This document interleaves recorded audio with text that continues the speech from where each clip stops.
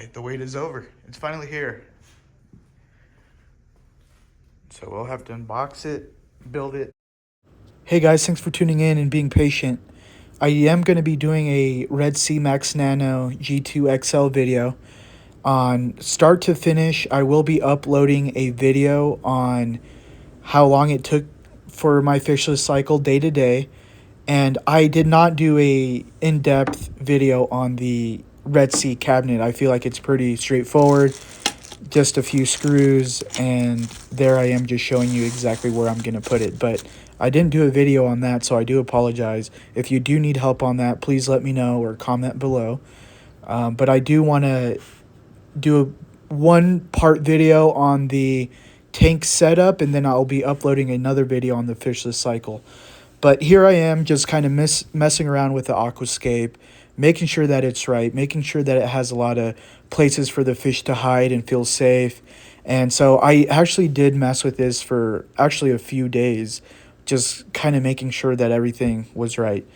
Here are some additional things that I did purchase on the side of the Helio and the Red Sea ATO. Please invest the money with those. Very, very clutch. You don't need the Nano mat quite yet.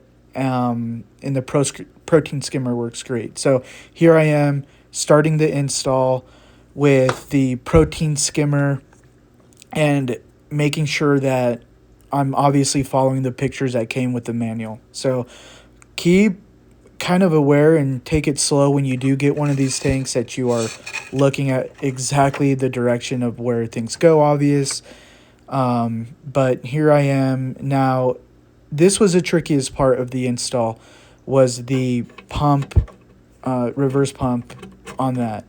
So make sure that when you are installing the rings on there and also placing the little spout thing that the water will come out, make sure all of that stuff is pretty tight, obviously. So just double check everything before you rush into it. Here is a reverse pump, but first I made sure that I put the kind of thicker part in and screwed that in. That little nozzle there was nice and tight and secure. And then this is where I actually ended up putting in the nozzle to make sure that it fit perfectly, and then make sure that this O-ring is on there nice and tight. I know I've said that a few times, but you can run into a lot of problems if you're just rushing everything. Thank you, Red Sea, for sending me these two stands that didn't come with the tank. So make sure that you are getting, obviously, everything with the tank.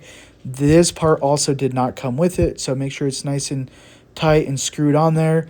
And then you'll put the tube right in there and drop it in. And so make sure that the end part of the tube, not this part, but the other part, the part that you screw on, this one, is nice and tight on there. I didn't do a in-depth video on the lighting. I feel like that's pretty straightforward. Red Sea, once again, just does an amazing job of making this just super seamless and super easy. There's a Red Sea light again, and just screw that thing on there and then plug it in. Not quite yet, but when everything is set up. I did actually end up putting this filter sponge thing in there, but I did end up taking it out. You don't really want a lot of bacteria, getting out of there when you first do it. Now, I did do the fishless cycle, which please do the fishless cycle. I know there's a lot of people that want the quick, results right away. But please take your time on this. And this is aquascape I ended up going for. And I ended up doing the Dr. Tim's ammonia and the bacteria star as well. So take out the filter sock as well. You don't need that for at least a few weeks. And make sure just pour that whole bottle in there.